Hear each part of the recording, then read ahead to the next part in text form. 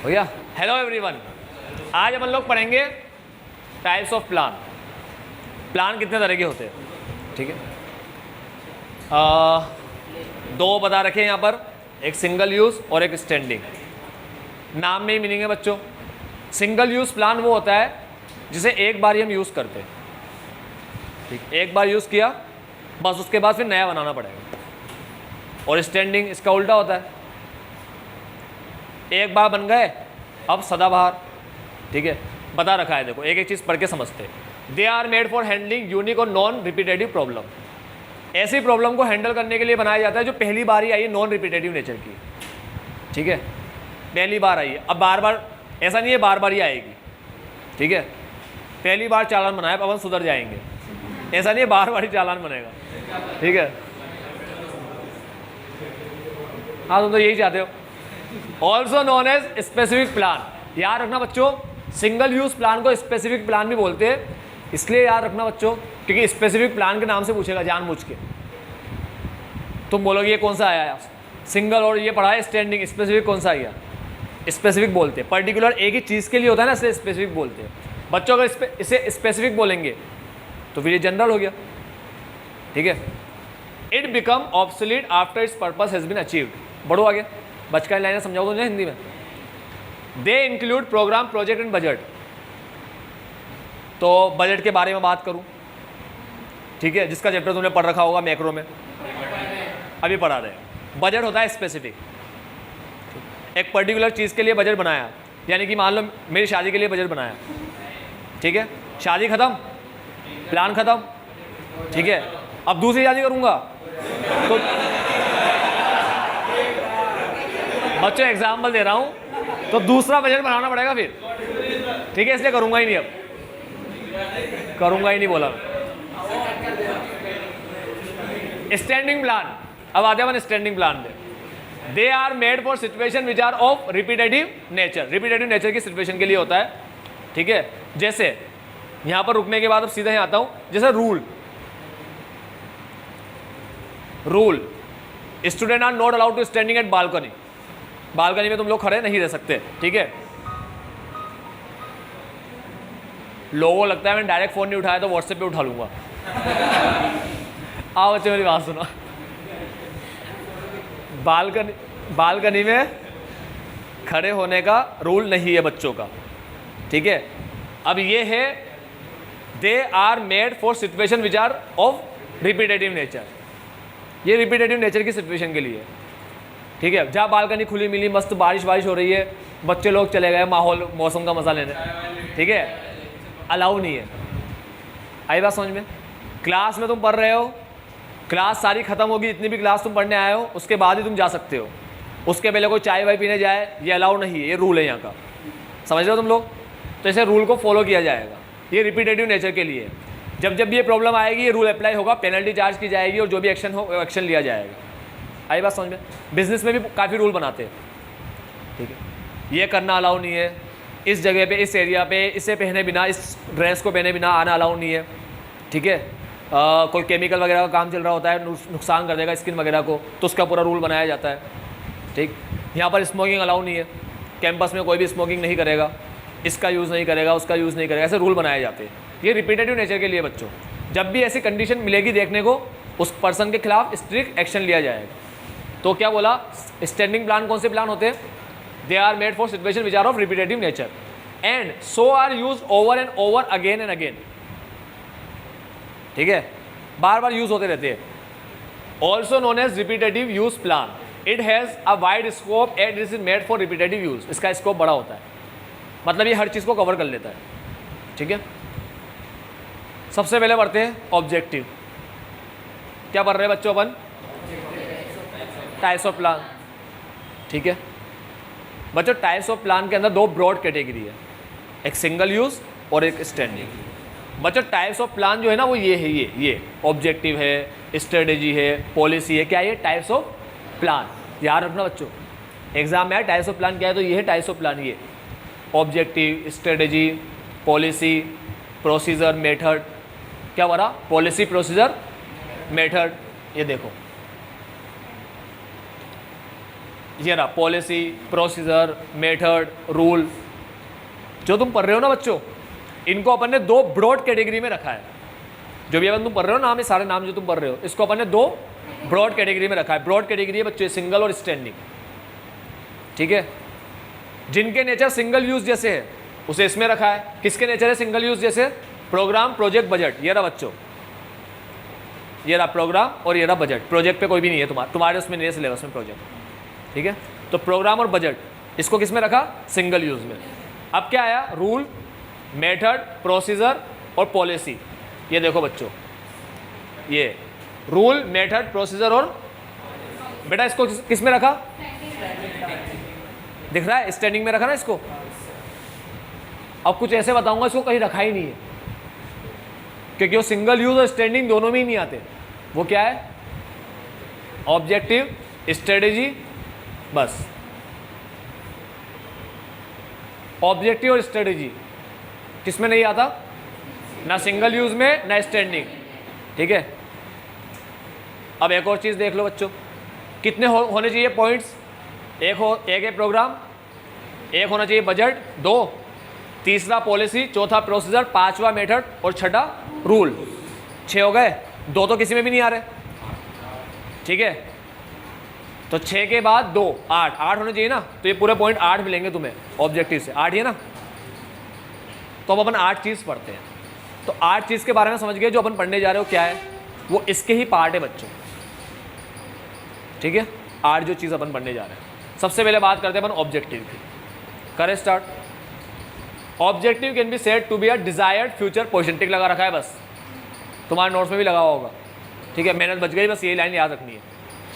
Desired future position, एक वो position जहां पर तुम पहुंचना चाहते हो, ठीक है। जहां पर तुम अपने आप को देखते हो, इमेजिन करते हो। 12वीं के रिजल्ट में तुम क्या इमेजिन करते हो? तुम क्या सपने देखते हो? बहुत से लोग होते देखते ही नहीं है कुछ, उनके सपना देखना ही बंद कर दिया, ठीक है। और बहुत से लोग होते उठ पड़ा सपने देखते रहते बैठे बैठे, ठीक। तो अभी जो बच्चों की कैटेगरी में आते हैं यहाँ पर, उनकी बात कर रहा हूँ। वो क्या देखेंगे? अपने आप को किस पोजीशन में देखना चाहते हैं फ्यूचर में, वो क्या है उनका ऑब्जेक्टिव। तो याद रखना बच्चों ये वर्ड डिजायर्ड फ्यूचर पोजीशन। आज से हम लोग फ्यूचर में अपने आप को कहाँ देखते हैं, हम किस चीज़ के सपने देखते हैं वो, ठीक है। पढ़ाई से रिलेटेड अपन क्या सपने देखते हैं वो, ठीक है। Data management would like to reach, कौन सी पोजीशन जहाँ पर मैनेजमेंट पहुँचना चाहती है उसे ऑब्जेक्टिव बोलते हैं, ठीक है। They are defined as end which the management seeks to achieve by its operation. बच्चों क्या वर्ड आया? एंड। ये अंत है सारे काम का, मतलब जितने भी काम होंगे वो यहाँ तक पहुँचने के लिए ही होंगे। जैसे ही यहाँ पर पहुँचे, मोक्ष की प्राप्ति हुई, खत्म, ठीक है। जीवन का अंत कहाँ पर होता है? मोक्ष की प्राप्ति। और अगर नहीं हुआ तो फिर भटकती रह जाते हैं यहीं पे, ठीक है। वापस आओ बेटा, वापस पढ़ना पड़ेगा ये, ठीक है। तो अच्छे कर्म करके एक बार में सीधा मोक्ष। तो सुनो बेटा मेरी बात, इसे एंड बोला है, एंड। यहाँ अंत है, अपन लास्ट अपन यहाँ पहुँचना चाहते हैं, ठीक है।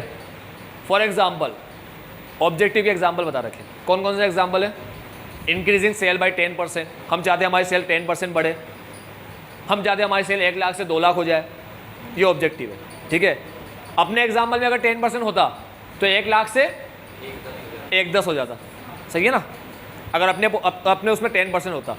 याद रखना बच्चों, ऑब्जेक्टिव के बारे में पहले अपन बोल चुके हैं। Objective should be clearly stated. Objective को क्लियरली स्टेट करना चाहिए, क्लियरली बताना चाहिए कि भैया ये ऑब्जेक्टिव है।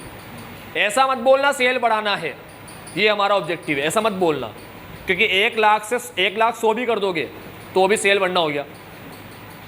ऐसा मत बोलना बच्चे बढ़ाने हैं, 100 बच्चे बढ़ा रहा हूँ, बच्चे बढ़ाने 101 भी हो गया तो बढ़ना हो गया, ठीक है।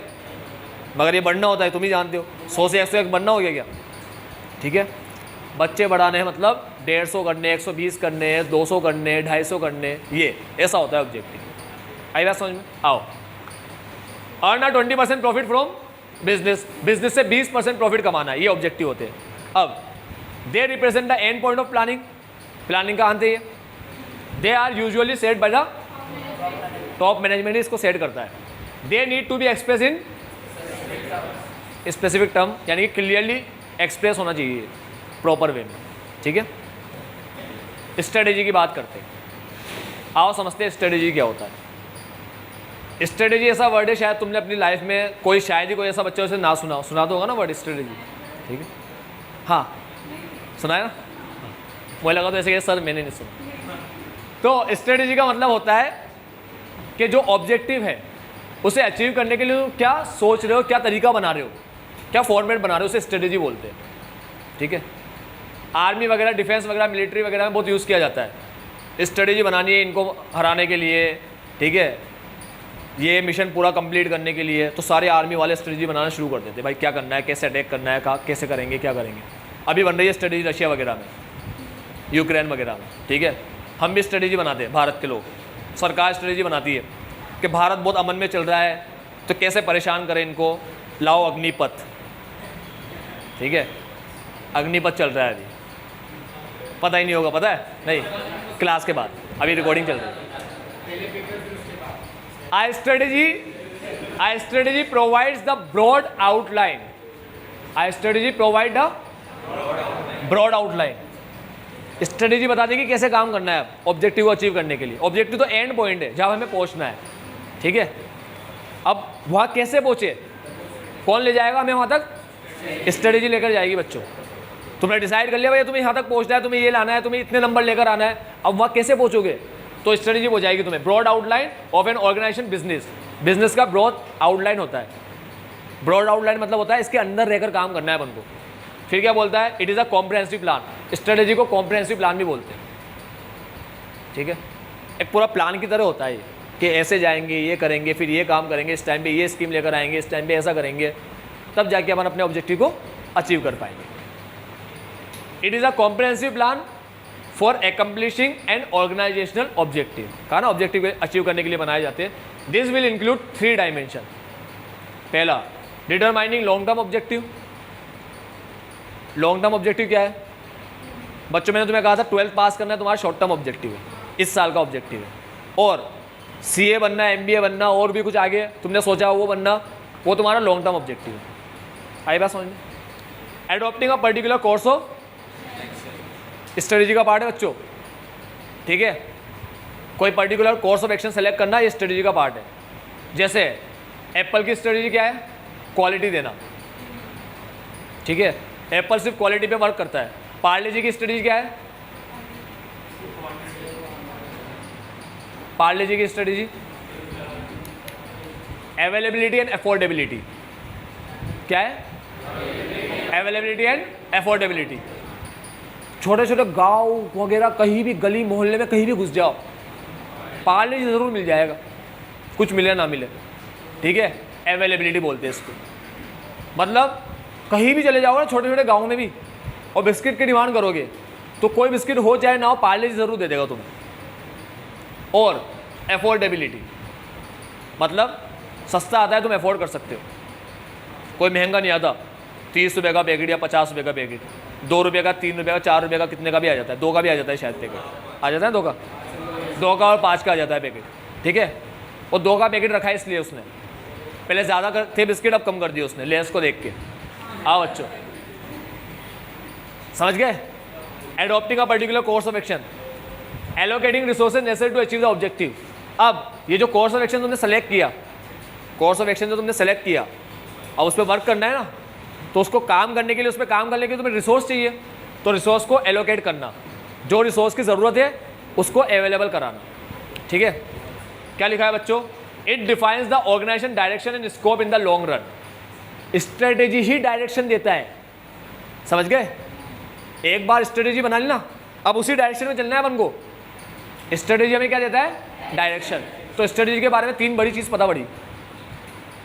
एक तो ब्रॉड आउटलाइन, एक कॉम्प्रहेंसिव प्लान बोलते हैं इसको, ब्रॉड आउटलाइन है, कॉम्प्रहेंसिव प्लान है, और तीसरी चीज़ ये पड़ी अपन ने नीचे, ये डायरेक्शन देता है ऑर्गेनाइजेशन को, ठीक है? ब्रॉड आउटलाइन है, कॉम्प्रहेंसिव प्लान है, इसमें रहकर ही काम करना होता है, मतलब फ्यूचर में इसमें रहकर ही काम करेंगे, यानी कि ये क्या देता है? डायरेक्शन देता है। आई बात समझ में? अब कुछ एग्जाम्पल दे रखे स्ट्रेटेजी के। अ कंपनीज मार्केटिंग स्ट्रेटेजी में इंक्लूड, अगर मार्केटिंग स्ट्रेटेजी की बात करें तो प्राइस स्ट्रेटेजी होती है ना डीमार्ट की, सबसे कम प्राइस हम देंगे, आओ, ठीक है? आज हर जगह खुल गया है DMart. Choice of channel of distribution, कैसे डिस्ट्रीब्यूट करें, कैसे प्रोडक्ट तुम्हारे घर तक पहुंचाए। ठीक है, कई तरह के चैनल होते हैं, डायरेक्ट होता है, इनडायरेक्ट होता है। डायरेक्ट में खुद कंपनी तुम्हें माल बेचेगी, जैसे डोमिनोज। डायरेक्ट है इनडायरेक्ट? डायरेक्ट। कोई ऐसे नहीं बोलता तू पिज़्ज़ा कितने का लाया, 500 का, होलसेल की दुकान से 400 का दिला दूँ तेरे को, फोकट 100 रुपये ज़्यादा दिया, मेरे साथ चलना। पॉसिबल है? मैंने 500 का लिया, तुम भी 500 का ही लोगे। कितने भी समझदार बन जाओ, 450 का नहीं आएगा वो। ठीक है, आएगा तुम्हारे पास कोई कूपन वगैरह कुछ पड़ा हो, ऐसा वैसा। एक जनरल बात बता रहा हूँ, जनरल बात, जो चीज़ 500 की है सबके लिए 500 की। ठीक है, तुम्हारे पास कूपन है, तुमने 450 में लिया, मेरे पास होता तो मैं भी 450 में लेता। ठीक है, ऐसा कोई समझदार नहीं है जो बिना बात में, सर मैं तो बात में इसको घुमा दूंगा, अभी देखना 500 की जगह 450 में ले लूँगा। ये पॉसिबल ही नहीं है, सबके लिए एक ही रेट है। तुम अगर ऐसे जाके बोलोगे हम 10 पिज़्ज़ा लेंगे, अब 500 को 450 कर लो, 4-500 ले लो हमसे, 10 में तो दो डिस्काउंट दो, कुछ भी नहीं होगा। 500 मतलब 500 ही होता है।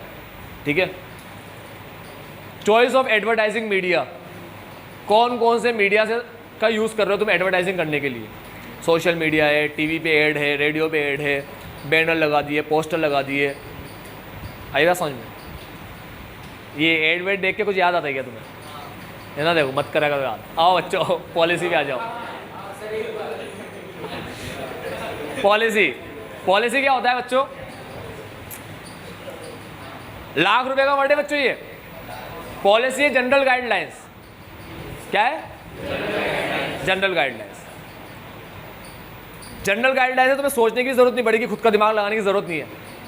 General guideline which bring uniformity in decision making. मतलब क्या? मेरी बात सुनो, बेस्ट प्राइस जाना, ठीक है, गए होंगे खैर, नहीं तो बिग बाजार गए होंगे, कहीं भी गए होंगे, या बेस्ट प्राइस या बिग बाजार कहीं भी गए होंगे। ठीक है, शायद ही कोई होगा जो नहीं गया हो। है अद्भुत बच्चा है ऐसा कोई? अद्भुत बच्चा होगा भी तो हाथ उजाते रहेगा। अद्भुत। चलो मेरी बात सुनो, बेस्ट प्राइस, बिग बाजार कहीं भी गए होंगे, तो वहाँ क्या होता है, सारे सामान अपन ने खुद ने ले लिए। ठीक है, खुद ने लिए ना, उसको बोलते हैं self service outlet. Self service outlet, खुद ही मेहनत करो, खुद ही लो, इतने लाड़ में नहीं आया तुम लोग, हम देंगे, ऐसा बोलते हो लोग। तो अपन खुद ही ले लेते। अब पैक करा के ट्रॉली लेकर अपन लोग गए, तो अपन को 3 काउंटर दिखे मान लो, तो अपन किसी भी एक काउंटर में जहाँ कम भीड़ है वहाँ जाके खड़े हो गए। अब अपना नंबर आया, अपन ने सब सामान वामान दिया, उसने वो स्कैन करके नोटंगी कर ली। अब बिल आया, बिल निकल के बाहर। ठीक है, 7,000 8,000 जो भी, 7,275 का बिल आया। 7,275, हिंदी इंग्लिश में बोलूँ तो 7,275। तो बच्चों 7,275, 5 रुपये भी देना पड़ेगा। ठीक है, तुम बोलो यार 7,275, अभी तो 7,000 ही है, या तुम ऐसे बोलो राउंड ऑफ कर लेना 7,000, वो बोलेगा नहीं होंगे। तुम बोलोगे 7,200 कर लेना, वो बोलेगा नहीं होंगे। वो बोलेगा उधार कर ले, कल दे दूंगा, नहीं होगा, नहीं होगा ना। अब तुम ऐसे बोलोगे तेरे से बात करना ही बेकार है, हट, दूसरे के पास जा रहा हूँ, ला सारा सामान भर मेरा वापस। सारा सामान भरा के दूसरे के पास जाओ या तीसरे के पास जाओ। बेटा 7,275 का बिल बना, अगर 7,275 का, तो 75 कोई से भी पर्सन के पास जाओ, किसी भी काउंटर पे सभी एक जैसा लेंगे। तुम अगर ऐसे बोलोगे कि चलो एक काम करता हूँ, मैं 50,000 का माल लेता हूँ, बताओ कितनी उधारी दोगे, वो बोलेगा 1 रुपया भी नहीं। वो ऐसे नहीं बोलेगा बॉस से पूछ के आता हूँ, सोचने दे मेरे को, बोलेगा क्या ऐसा? नहीं। समझ में आया? जनरल गाइडलाइन से डिसीजन मेकिंग में क्या लाता है? सारे लोग किसी भी काउंटर के पास जाओ, एक ही डिसीजन लेंगे वो लोग, तुम्हारी बात सुनते ही एक ही डिसीजन देंगे वो। क्या? नहीं। 50 का माल लोगे, 50 ही देने पड़ेंगे, तुम बोलो 40 देके 10 उधार करा लो, नहीं, कुछ भी नहीं। तुम बोलो बॉस से पूछ के आ, वो बोलेगा तुम पूछ के आ जाओ, हमें तो पता है क्या करना है। क्यों पता है बच्चों उनको? किसकी वजह से पता है उनको? पॉलिसी की। ये देखो, sale policy, selling product only on cash basis पे बेचना एक पॉलिसी होती है। तो जब भी तुम लोग पॉलिसी बना दोगे ना, तब काम करने वालों को सोचना, वो जो भी डिसीजन लेंगे, कोई सा ही पर्सन डिसीजन लेगा, वो सबके डिसीजन कैसे होंगे? सेम, यानी कि यूनिफॉर्म। समझ गए लाइन का मतलब? बराबर से, अच्छे से। Policies are general guidelines which bring uniformity in decision making. General guidelines होता है ये डिसीजन मेकिंग में एक और चीज जनरल गाइडलाइंस होता है बच्चों, principle of management. General guidelines for, same line है, general guidelines for decision making and behaviour, ये लाइन लिखी है प्रिंसिपल के अंदर, याद है? Principle are general guidelines, broad and general guidelines for decision making and behaviour, ये मीनिंग है प्रिंसिपल का, प्रिंसिपल ऑफ मैनेजमेंट का। ठीक है, आई बात समझ में? तो ये भी गाइडलाइंस है, पॉलिसी भी। ठीक है, पॉलिसी बनाई जाती है for achievement of organisational objective. ठीक है, ऑर्गेनाइजेशन के ऑब्जेक्टिव को अचीव करने के लिए। तो ये लोग कैश लेते हैं, इनका जो भी ऑब्जेक्टिव होता है वो अचीव करते हैं। ठीक है, आई बात समझ में? बच्चों डीमार्ट तुम्हें सस्ता दे रहा है, वो सस्ता कैसे दे रहा है? वो तुमसे कैश लेता है, दूसरे को भी कैश देता है, बल्क में सामान लेता है, उससे सस्ता करवा के लेता है माल। आई बात समझ में? तुमसे कैश नहीं लेगा तो डीमार्ट का एक नया काम शुरू हो जाएगा, वो उधारी वसूल करता रहेगा, सबसे फ़ोन लगाता रहेगा, रुपया दो रुपया दो, हम परेशान करते रहेंगे, आज नहीं है। ठीक है, थोड़ी भावनाओं को समझो, वो समझता ही रह जाएगा बच्चों, कुछ भी नहीं होगा इससे। आई बात समझ में? मैसेज आते रहेंगे, काइंडली डिपॉजिट योर मनी। ठीक है, तो डीमार्ट इतना फ्री नहीं है जो ये काम करे, इसीलिए उसने कैश बेसिस रखा है, टेंशन की दिक्कत नहीं, जो भी माल आया ले जाओ कैश में, हमारे पास और भी काम है ध्यान देने के लिए। सबसे मगजमारी वाला काम है उधार में माल देना। ठीक है, बहुत महान लोग भी उधार करते होंगे अपने बिजनेस में। आओ बच्चों, the company may have a recruitment policy that hiring only university trained engineer. बहुत सी बार सीबीएसई वाला पॉलिसी बना देता है बीएड वालों को ही लेना, तो मतलब सोचने की ज़रूरत नहीं है, जहाँ डिग्री बीएड की मिले। ठीक है, बंदा देख लो, एक्सपीरियंस हो तो ले लो, ना हो तो मत लो। बीएड की डिग्री नहीं तो सीधा सीधा क्या कर दो, मना कर दो, सोचने की दिक्कत नहीं है, इसे पॉलिसी बोलते हैं। अब आगे क्या बोलता है? प्रोसीजर।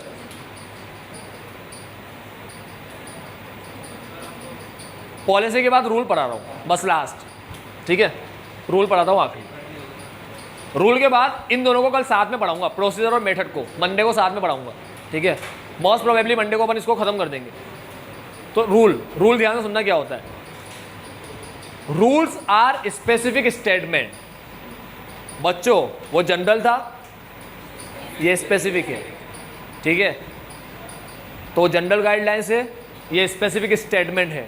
ठीक है, that inform what is to be done, जो बताता है, रूल हमें बताते हैं हमें क्या करना चाहिए क्या नहीं करना चाहिए, ये चीज़ करना है ये नहीं करना है, रूल है यहाँ का। ठीक है, they do not allow for any flexibility और डिस्क्रेशन। रूल में कोई फ्लेक्सिबिलिटी नहीं होती। रूल मतलब रूल, फॉलो करना होगा मतलब फॉलो करना होगा।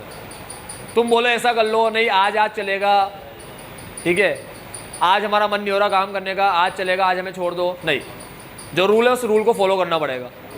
ठीक है, छुट्टी लेने के लिए साइन वाइन करवाना पड़ेगा तो रूल है, साइन ही करवाना पड़ेगा बराबर एप्लीकेशन लिखकर। ठीक है, अब तुम बोलो कि सर अगर किसी केस में रूल फॉलो ना हो तो, वायलेशन ऑफ रूल अगर तोड़ दिया मे अट्रैक्ट पेनल्टी और फाइन।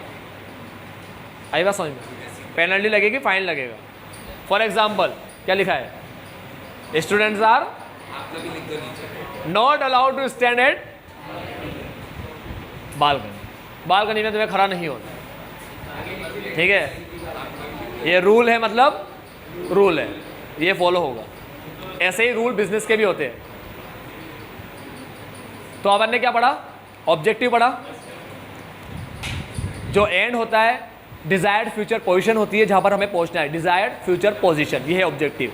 ऑब्जेक्टिव के बाद पढ़ा स्ट्रेटेजी, ब्रॉड आउटलाइन, ठीक है, कॉम्प्रहेंसिव प्लान और डायरेक्शन देता है हमें। ये कॉम्प्रहेंसिव प्लान तो उसका नाम है, ठीक है, और ये हमें डायरेक्शन देता है। कौन? स्ट्रेटेजी हमें डायरेक्शन देता है। उसके बाद पढ़े पॉलिसी, पॉलिसी के बाद पढ़े रूल। पॉलिसी तो जनरल गाइडलाइंस है, bidding uniformity in decision making, है ना, और रूल के बाद आया पॉलिसी के बाद रूल आया। रूल है स्पेसिफिक स्टेटमेंट, ठीक है, जो सामने वाले पर्सन को इन्फॉर्म करते हैं कि भाई क्या करना चाहिए क्या नहीं करना चाहिए, और जो करना चाहिए वो करना ही पड़ेगा, कोई फ्लेक्सिबिलिटी नहीं है। और सामने वाला बोले नहीं किया तो पेनल्टी देनी पड़ेगी। वायलेशन यानी कि तोड़ना, वायलेशन ऑफ रूल में अट्रैक्ट पेनल्टी। आएगा समझ में? कानून में भी ऐसा ही है, कानून के किसी रूल को तोड़ोगे पेनल्टी देनी पड़ेगी। नहीं पहनोगे हेलमेट तो देना पड़ेगा चालान। ठीक है, हेलमेट पहनो, गाड़ी प्रॉपर होनी चाहिए, नंबर होनी चाहिए गाड़ी के अंदर, नंबर प्लेट, ठीक है।